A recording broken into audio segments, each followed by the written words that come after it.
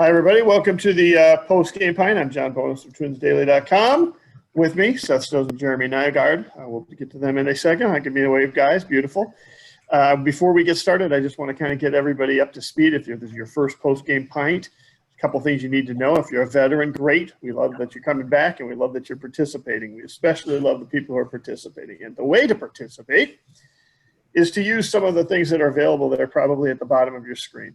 Right? You'll see something there that says chat, and if you do that, you can start with some baseball movie titles. What are some of your favorite baseball movies? There'll be a challenge that I and the other panelists will try to sneak in those baseball titles throughout the post-game pint to try and gain some points for one of the games that we play.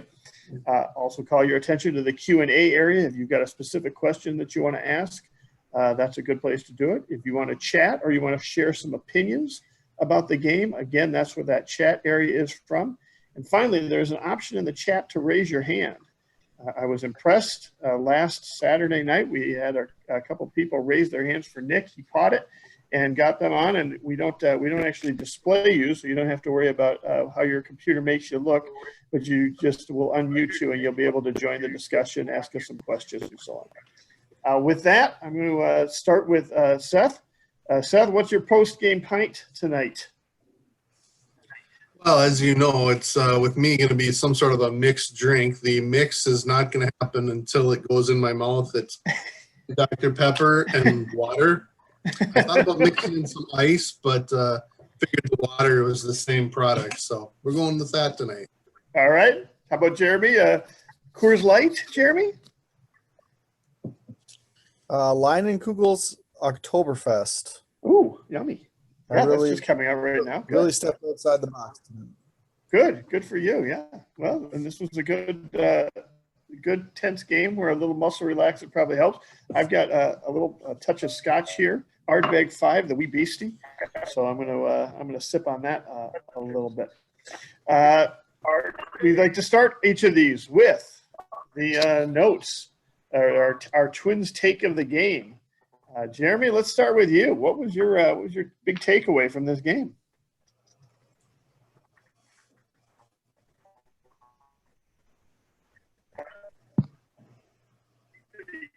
Jeremy, you there?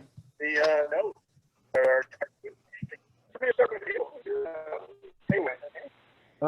I feel we talk about it frequently, but the bullpen was real good again. Can you hear me now, John? Yeah, I'm going to give you a break, Jeremy. I'm going to go to Seth for a little bit. We'll hope that your internet cleans up a little bit. Seth, how about you? What was your take of the game? Well, I think if I heard the end of what Jeremy said correctly, he kind of had mine. So I'm going to just go back to the old reliable and go with the starting pitcher. Kenta Maeda coming off of 115 pitches, the near no-hitter into the ninth inning. You knew that they were giving him an extra day of rest, and you knew that they were going to cut the pitch limit short here. Would have loved to see him get through 6, but I think even just getting through 5 against this lineup that's, fairly patient and really being very effective. I thought Kenta Maeda was good. Would have loved to seen one more inning, but, especially after a bullpen day, and I think that leads into Jeremy's conversation, but they only had to go 4 innings instead of anything longer than that. Yeah, what did we think about him coming out of there after 85 pitches? Now, I understand that he went 115 last time, and I also understand the last thing you want to do is burn Maeda at this point. But, the bullpen has been really – we keep relying on them, and we keep relying on them, and we keep relying on them. And at some point, I worry a little bit about burning out the bullpen too. My thought on that is, Littell, we don't know when he'll be back, if he'll be back. Stashak hopefully will be back. They're already using Thielbar and Coulomb, who were, 60-man roster guys. And I think, depending on Tyler Clippard, who there was good news about today, we could see Juan Minaya in no time. They are definitely being pushed. But I don't think any of the guys that were used today were really used, say, 3 days in a row or anything that they haven't done before. And now tomorrow, you still haven't had Duffy out there. You still haven't had some other guys that you rely upon. So I just think the bigger picture is you got to keep Maeda healthy. He's that valuable, and whatever you feel is the right thing to do there. And whether it's 85 pitches, 75 pitches, 90, whatever the number is, I was fully comfortable with whatever they chose there. Jeremy, let's try hearing you. I see you blinking, so I figured we got some decent internet from you now. What was your key takeaway from the game? For me, it was the bullpen. It was shaky, but enough to get it done. Thielbar with his 3 strikeouts in an inning, I think ideally he would have gone more than one, but threw 26 pitches.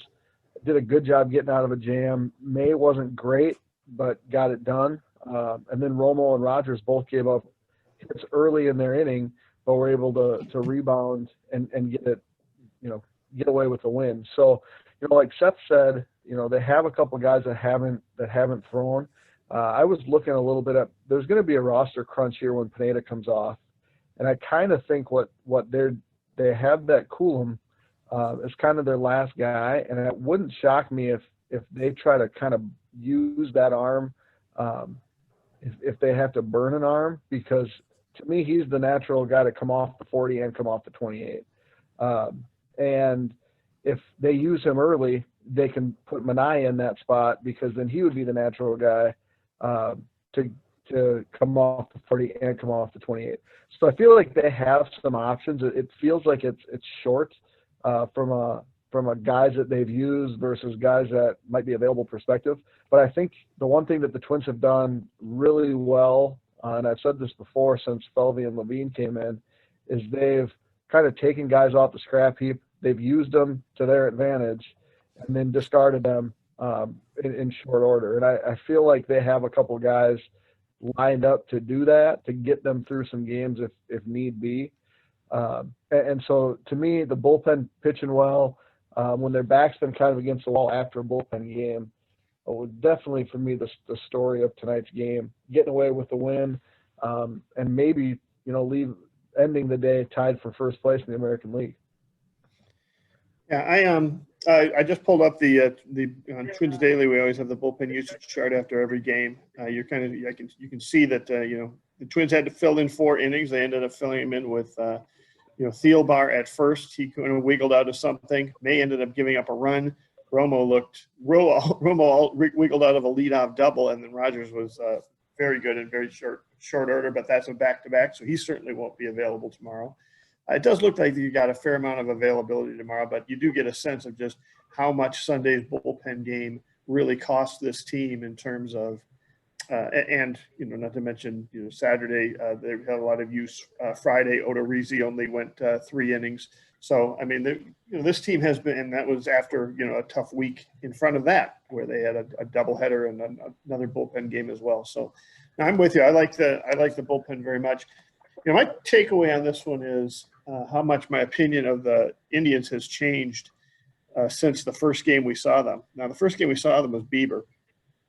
And we looked at that, and then we looked at the fact that we're going to be facing Clevenger and we're going to be facing Carrasco and the great starting pitching that they have, and thought, this looks like a really good team, somebody that you're really going to compete with. I will tell you, this team's offense is just – I don't know – eventually, I suppose they're going to start clicking at the top of the order a little bit, but beyond the top of the order, they just don't have anything. I spent a lot of the time tonight, because of the terrible audio of the TV broadcast, listening to the Cleveland Indians radio broadcast, and my perception of the Cleveland Indians offense might be tainted a little bit by their opinion, but they're just so frustrated right now. Every time anybody gives up any runs, they feel like they are behind, and they are never going to be coming back. They are never getting the clutch hit. And I kind of get the sense that is that unless Cleveland can do something before the deadline and really add some offense, and maybe they can. They certainly seem to think that they can. I just don't see them as really being able to stick around with some of the other teams in the AL Central until they get some offense going. Am I being a little too optimistic about that? Well, I mean, to be fair, after the Twins faced Bieber in that first game, I believe the three of us were all on a podcast here, and I said that Cleveland was going to win the World Series. And the fact that Clevenger may or may not pitch on Wednesday, we'll see. Their pitching still is as legit as ever. Bieber's probably, he and Garrett Cole will duke it out for the Cy Young. And again, I'll put their top of their lineup, the first 5 hitters, I'll put them up against anyone. I mean, Lindor's a stud. He's just a star of stars. Ramirez is great. Carlos Santana, I believe, won the Silver Slugger at first base last year. Franmil Reyes is scary as it gets. Now, after that, yeah, there's a lot of question marks. But with that pitching staff and the top 5 hitters in that lineup, I wouldn't put anything past them at this point. Yeah, I agree with that. Adding Clevenger and Plesac to that rotation and pushing some of their starters to the bullpen, or however it's going to work out, is going to be very good for the Indians, especially to win a 3-game series. But like Seth said, the top of the lineup is very good. The bottom lineup is a bunch of bench warmers. So that was my baseball movie. You like that one? Seth got it. Very good. So I Love it. I think it'll be very interesting to see how this plays out. If they end up as a 7 seed, that's a really, really, really dangerous 7 seed. And they don't need to add offense because they're going to just limit the amount of runs that their opponents are going to score. So let's see how we all feel tomorrow after we watch Bieber, throw a gem. But it's going to be an interesting team. They're certainly different than the Twins, just from a composition standpoint. They're not going to outscore people. They're just going to shut people down. And to be as good as they are without having Clevenger and Plesac is going to be tough to deal with. And let's be honest, with certain players out, Buxton's not in there, Garver's not in there, Donaldson is not in there. I mean, the bottom of the Twins lineup isn't exactly as scary as it was intended to be at the beginning of the year. With that, I'm going to wrap up the September's Twins good. takes and launch the first poll that we got out there. I'm sorry, go ahead, Jeremy. Well, September's just going to be interesting because the Twins will get Pineda back next week. They'll get Donaldson back at some point. Garver will be back, and hopefully healthy and better. Buxton changes the bottom of a lineup completely, changes their whole defense completely. As much as we can say the Indians are going to get better. When that hit fell in there in the 9th inning today, I was like, oh no, that's the one that Buxton would have gotten to that falls in here and hurts us later. Absolutely. So, I mean, the Twins are going to be composed of a completely different team in September too. And I think that's all Rocco just thinking we don't need to be great now. We need to be great 30 games from now and win a 3-game series, which seems really, really weird to kind of punt 60 and still be one of the best teams. But I don't feel like any of these are must-win games. And that's all designed because the must-win games are going to come when you need dudes to be completely healthy. And if Donaldson's playing games at the alternate site and hitting home runs, and there's no rush to get him back. Although I would much rather see him than Vargas. I am sharing the results. Jeremy Nygaard wins the first of the polls with his take that the bullpen saves us again. Yeah, Seth comes in a distant last. Wow. A full vote behind me. I better win a couple more because I haven't been in here since there's been a post-game poobah. I mean, I've been preparing all night, so hopefully I can come up big the rest of the way. Yeah, well, I hope you Parker start, I I hope you start figuring some of this out for the love of the game, Seth. Let's see what the Twins player of the game is. Since Jeremy Nygaard already has the lead, we'll get hit to him last, and we'll give Seth the first stab at what he's going to choose as his player of the game today. All right. So, I mean, there's a lot of choices, I think, but I think I have the right one. So you think about it. I mean, this was an intense game, and it got more intense in the 8th inning. Everyone knows how big this series. I mean, it's the whole soul of the game. The bullpen we talked about, that they didn't even go with the rookie in Alcala, who was probably the most fresh. The key is especially after Romo and after everything Jeremy just talked about, Taylor Rogers came in there and got the job done. I mean, he did not allow those guys in center field to bang the drum slowly at the end of the game after a Cleveland win. He got the job done. Every time, I mean, we know it's a short season. Every game they have a chance to win, to get a 3-2 win, for Rodgers himself to come up big in that situation on a back-to-back when he's been struggling against the top of that Cleveland order that we do admit that there is some scariness to. To me, with all those other intangibles into this, and I'm really trying to, please voters, vote for me on this. Game Taylor Rodgers. I will give you a little bit of support on that, Seth.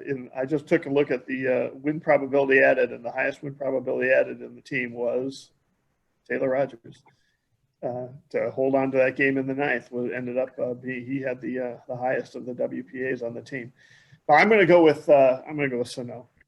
I think in this game, it felt awfully hopeless versus Savali for the first 5 innings. Nelson Cruz was nice, but it felt more and more like this is going to be one of those where we just aren't going to touch Cleveland starters. I just talked about how I don't worry about the Cleveland's offense, but I do worry about Cleveland's pitching.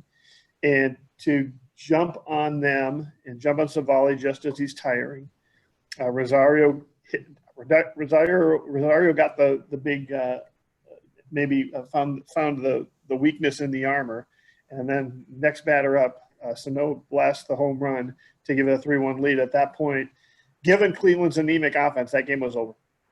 And I mean, didn't quite end up that way. They did keep scrapping. They did push one more run across. They did have a couple of other opportunities. But the key against Cleveland is not about holding down the lineup. The lineup is not that good. The key against Cleveland is causing some damage on that pitching, and particularly against the starting pitching. And that's what Sano did. And that's why I'm going to have Sano be my player of the game. Jeremy? Easy choice, everybody. It's the easy choice. Don't go with Well, so because it's the right one. when Seth started talking, I thought, he talked about the intensity of the game and and we knew he was going bullpen just by the way he was leading into it. I thought for soul sure of the game, by the way. Soul of the game. Just to get that. I thought you were going Sergio Romo, which to me I wouldn't argue with. But I'm not going to go with Sergio Romo. I'm going to go with the guy that's on pace right now to hit 61 home runs and become Mr. 3000, and that's Nelson Cruz. And I'll tell you why, and it's a lot of the reasons that John picked Sano, because the game felt kind of like where it's hopeless. Nobody's doing anything offensively. Savali's been unbelievable, and Cruz comes up and just puts, breaks the dam a little bit. The floodgates haven't opened, but the dam was broken, and that tied the game. And all of a sudden it's like, okay, now the Indians are going to have to eventually get to the bullpen. There's a chance for this to happen. And I know that he didn't look great in his other at bats. And he had a strikeout, I think, and an opportunity that could have added to it. And that's why I think, yeah, it's easy to say, like this comment, Sano's was bigger because it took the lead. But I don't think that there's an opportunity for Sano to hit a 2-run home run to take a lead if Nelson Cruz doesn't come back and get the dugout going. And he's done that on a number of occasions. And to me, he's the most there's an argument that right now Nelson Cruz is the MVP as a DH, and that's a pretty tough argument to make almost all the time. Except for right now, I think he could certainly be in that argument. And for a DH, that's pretty special because of things like tonight where he changes the whole. Yeah, I just froze up Jeremy's audio to get him to quiet it down for a little bit. But I would actually agree with you that I would put Nelson Cruz as potentially the MVP of the season. With 11 home runs in 30 games, that's not quite the pace to hit 61, but it's not too far off of that pace. And but there's a difference between the MVP of the season and the player of the game. And tonight was Sano's night. So. Let me, Seth, you've got one more point to make. Jeremy goes with the guy who right now is everyone's hero. I get it. We're all, part of the fan. It's either him or goes Sano, who until recently has had a lot of trouble with the curve, but he's found a way to, lay off of those pitches.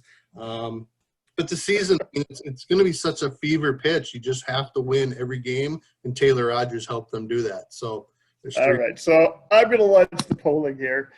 Jeremy Nygaard with Nelson Cruz, Seth Stohs with Taylor Rogers, John Bonus with Miguel Sano. Let's see who's got the win here. In the meantime, let's see what we've got in the Q&A in the chat area, guys. What do you want to focus on here? Well, we do have a question in the Q&A from our good friend TCNL, who asks, has anyone asked Romo if the beard is going to remain untouched until they win the World Series? Now, I don't think that specific question has been asked. Was asked before the season about his facial hair. And he says at that point, now we're a month later, but he did say at that point that as long as his wife was okay with it, he was going to go with it. So I'd be really surprised if he gets rid of it anytime soon. I've loved I commented the other day that he reminded me of the Mad Hungarian, and I know I'm with guys old enough to remember Al Hrabosky, the Mad Hungarian. Not just with the crazy look that he has got going, but just the emotion that he is showing right now. I don't remember him showing that much emotion last year. Am I wrong? I mean, I know he's always been a somewhat emotive guy. I mean, but not like this. He seems to really be thriving on projecting a certain amount of aggression and swagger. But you know what that is? It's the fact that without fans, you need someone to get you jacked. And he's a natural leader. He's a champion. And so he's going to turn around. Come on. He's going to turn around and he's going to jog at the opponent's bench a little bit. And he's going to get his dudes going. And it's the other dudes. Well, yeah, sure. Well, that's true too, right? Yeah. Sort of leadership. But without the fans to do the thing to make the noise, he's the guy making noise, and that's a contagious thing. And I think he recognizes that they need to create some excitement because it's not the fans doing it, and he's done a great job. Plus, it's fun to watch that stuff. Like I'm not some old school guy that doesn't like bat flips. You know, he's doing the thing out there, and that to me is impressive and very, very important. I'm just sharing the results of the second poll. Jeremy Nygaard in last place this time. Seth Stohs in second place. John Bonus with the first place finish. So now I'm tied with Jeremy, one piece, and we're going to be heading towards the final poll. We both had chances to use our obscure words. You guys want to call out which ones you were using? Which of the baseball movie phrases that you guys called up? Do you even remember which ones you used? I mean, I think I've used the rookie, soul of the game, bang the drum slowly, fever pitch, trouble with the curve. I could probably come up with 42 or so more. I mean, I know that one of you used 61 homers. The other one just said 61, so judge that. I mean, I don't know. I also dropped the Mr. 3000 and another movie that I don't remember. But Seth's playing hardball over there, and I don't think we've heard that one yet. He was good. Yeah. He was going hard. I'm impressed with Seth. No question about that. So let's launch that polling. Who ended the best job slipping in the baseball movie references that were in the chat, or maybe even not in the chat? I don't think all of Seth's were even in the chat. I think he was just going. He Googled baseball movies and just said them randomly. All I have is a notebook with a full page of baseball movies. I'm ending the polling on this one early. Here we go, because it's a runaway. Seth with the easy win there. There we go. So thank you, everybody. Thank you. That leaves us in a one apiece tie. The tiebreaker in this is let me show the results here. I mean, that was the natural one for me to win, right? Look at you! I'm so proud of you. Okay, let's go with the final one. Is the tiebreaker. We ask a question from the chat or from the Q&A, and let's see. Yeah, actually, there's a couple questions in there. I don't know if either of these is necessarily the one that we want to end on, but for the poll. But let's cover them anyway. Do we see any more position player prospects this year? Yes. Okay. Let me ask you, what do you think? You want to go with who? I'm gonna roll the dice a little bit and say Alex Kirilloff. Okay. Because Buxton doesn't come back and they move Kepler to center field. Is that what you're thinking? Nope. I think because the lineup halfway through the season has not been as good as we thought it would, or even close to as good as we thought it would. And he is the best hitter in the alternate site. And so they can find spots for him. And I think he can play some first base, and Sano can maybe play some third base if Donaldson doesn't come back. And otherwise he can get into the outfield and be part of that rotation too. Not great because he's a lefty, but the best hitter they got. And if we're trying to make this lineup longer, let's add in another great hitter. So who's he replacing? I don't know that he's necessarily has to replace anybody. He can replace Jake Cave's spot on the roster. But you don't need, because there's not minor leagues for him to get at bats every day. He doesn't have to play every day. And he's going to be the guy that wakes up and hits, and more accurately wakes up and rakes. So I think he's just a guy that, why wouldn't you have him be a part of your lineup as we get into the crunch time of the season? Not to get another one, but again, he is the natural as far as it comes to hitting. But I actually, before they called up Jeffers and when they signed Ildemaro Vargas, that made me assume that they weren't planning on calling up any of their top prospects. But then the next day they called up Ryan Jeffers, I believe. So that surprised me. I will say no, but at the same time, if there is a guy, Lamont Wade simply isn't playing for whatever reason. Now, I would play him over Cave, at least right now, until, or at least split time a little bit, because Wade, takes quality at bats, all that good stuff. But Brent Rooker, and I'm not, making this on my own. I believe Matthew Taylor has been touting this one for a while. Brent Rooker makes some sense because right now their two corner outfielders are Eddie Rosario, Max Kepler, both left-handed, and when they get days off, it's against a lefty, and they put Jake Cave in the lineup. So from a roster management standpoint, I really feel like Brent Rooker probably makes the most sense. I don't know if he can play left field. I don't know if he can play right field. I think you try to get him through the game playing those positions. He could, if they give Nelson Cruz another day off, he could DH, or they could put Sano there for a day and bring Rooker in. So he's one. You mentioned Kirilloff. I mentioned Rooker. Both of those guys are guys that need to be added to the 40-man roster after the season anyway. So I don't see either of them as being a big risk to call them up. Either of you guys hearing anything? I know we're not getting much news from CHS Field, but we hearing anything? We've got a question in the Q&A from Deox asking about Royce Lewis possibly playing center field in Buxton's absence. I know that there's a lot of talk about Royce Lewis possibly moving to center field at some point. Have we even heard that he's taking reps in center field in CHS or anything like that? Have we gotten any news on that? So the only thing we really have to go on there, because there isn't much there other than his high school baseball team tweeted him hitting a home run, a video of him hitting a home run off of Casey Lawrence in a game. On Royce Lewis's YouTube page, he recently did a day in the life of or whatever, kind of going through his day at CHS Field.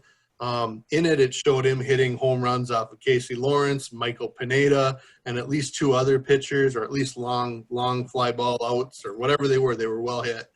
And the only defensive video they showed was him making a Gold Glove type of play at shortstop. Okay. So they've been very consistent saying they still see him as a shortstop. I kind of wonder if he's a guy that might be groomed to play all over, kind of like Marwin Gonzalez, so that you can have him in the lineup every day. I have not seen or heard anything about him, kind of moving more to center field. I don't think that would happen unless they somehow found out Buxton was done for the year. All right, one other question. What's that? Jeremy? Go ahead.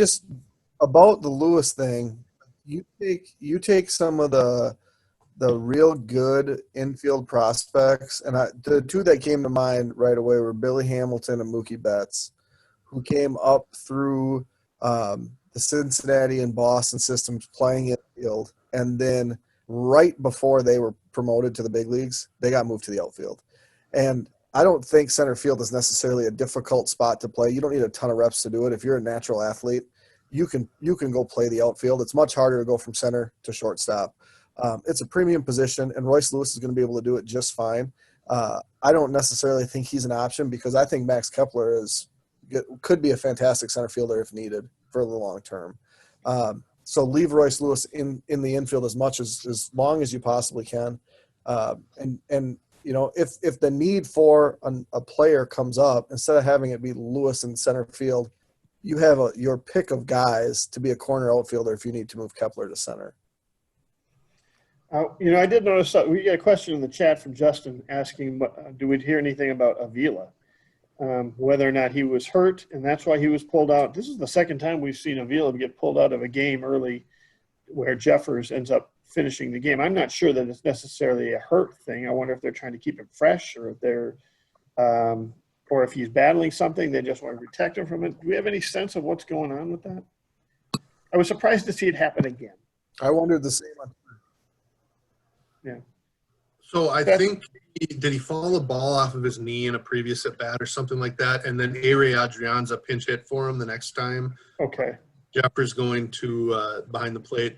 The other times it was a case of Avila getting pinch run for. So I don't know. I mean, there's nothing so far reported after the game about any injury other than he took a ball off the leg. But yeah, I don't anything more than that right now. He took a foul ball off of like his forearm while he was catching the inning before that. He finished the inning, and then Adrianza pinch hit for him, which is weird to me. And maybe it's just because I was so used to watching the Guardian Molitor, you can never burn your other catcher because then we should always carry three, type mentality. Right. And so to go in the seventh inning, I think, to your backup catcher is kind of risky.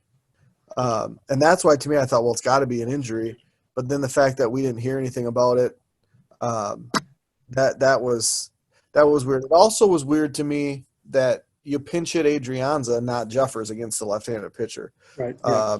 I think Jeffers could probably do just as much damage. And Adrianza, then you burn him. You don't even bring him in to play defense, which is probably his best skill set. So to me, that was kind of a weird thing, but it worked out in the end. And so, I guess you go with it. But if Avila's hurt, that's a problem.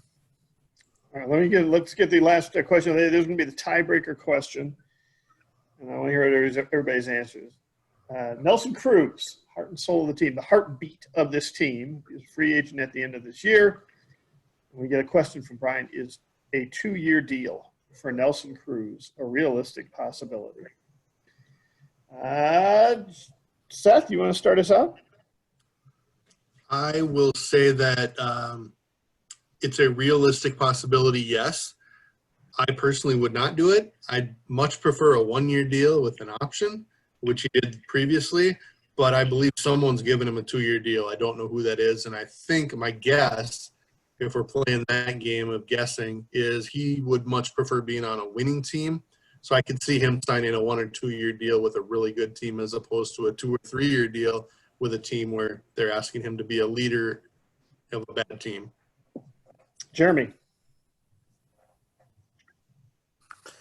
I'm going to say, yeah, it's a possibility, but the thing the Twins had to their advantage when they signed Cruz and when they basically re-signed Cruz was they were competing with 14 starting with his free agency this year. They're going to be competing with 29 other teams looking to sign a DH. And that is going to make getting him back on a 1-year deal or a 1-year deal plus an option very difficult because some good team in the National League, and there's not great teams besides the Dodgers, some good team will open up the checkbook and say, hey, we'll take you for 2 years. The Giants, who could be a few players from being good. The Rockies, it would be pretty easy to find a team that is competitive. Like Seth said, that's what we want to do. And sign a 2-year deal with a good team. And the Twins can look and say, out, we have Sano, future DH probably, and a whole bunch of guys that can hit, that can fill a role that they might just not deem it as worth it because his price isn't going down when he's getting better, despite his age. I mean, he's Seth's age, but he hits like Seth never did. I mean, I hit all right. Maybe not quite that good. I mean, honestly, I was about to say, John, good luck, because I think Jeremy just dominated that so far. So you got to be good to beat him. But now he throws a jab at me. Go, John. Go, John. The answer, Jeremy is right. Somebody's going to give him a 2-year deal, and it's not going to be the Twins. So the answer is, yeah, 2-year deal for Cruz is not just a realistic possibility. It's beyond a realistic possibility. It's going to happen. Some team's going to give him 2 years. Everybody's going to come to the table with 1 year plus an option. Somebody's going to go to 2, and that's going to be the team that gets him. I don't think that team's going to be the Twins. I think that team, and I think they value him as much as I know they value him, how deeply they value him, not just from a player standpoint, but from a management standpoint, from a leadership standpoint, etc. Unless the Twins win a World Series with Cruz, they will not be bringing him back on a 2-year deal. And that's probably not the most popular thing, but I think that's the most realistic. The bottom line is that $28 million that can be spent on Cruz can be spent on a lot of things. And this team is going to watch this. And there's going to be a lot of bargains on this free agent market. And they're probably going to they've got a lot of people that can play DH. They got a lot of people that can fill into that slot. And they've got a superstar called Josh Donaldson that also they're going to be counting on to lead next year. So I think that money is going to go someplace else, and I think they're going to find plenty of places that they could put it. It might be go to an ace pitcher or something instead. So that's my take on it. Let me see what the probably not the most popular opinion, but we'll see. Maybe not. Let me pull up the tiebreaker I think question. people should just vote for me, just because that'd be great. I just Your rugged good looks. Well, I mean, got that going, right? Here we go. Oh, I think it's a runaway.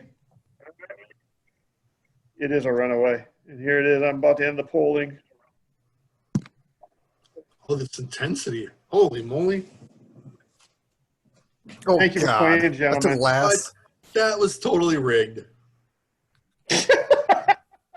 Well, you think I'm flooding it with my friends here at the in the attendees? I get a note that says the host and panelists can't vote. I don't know. Are you voting? I mean, seriously? Vote?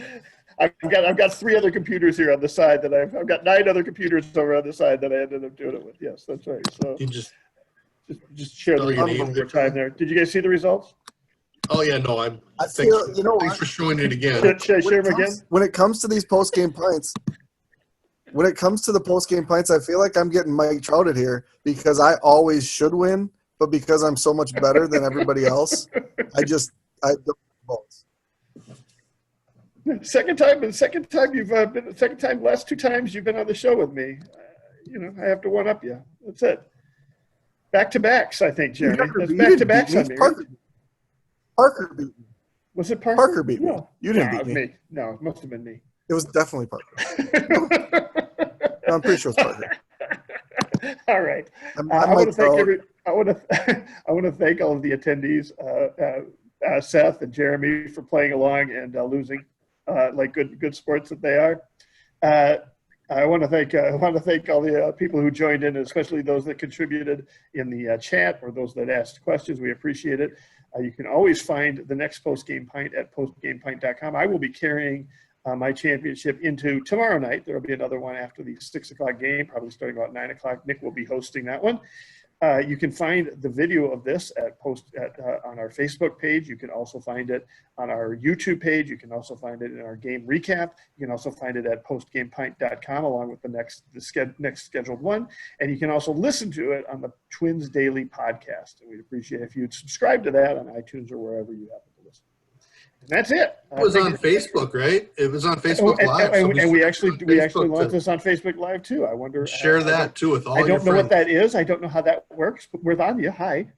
Glad you can meet us.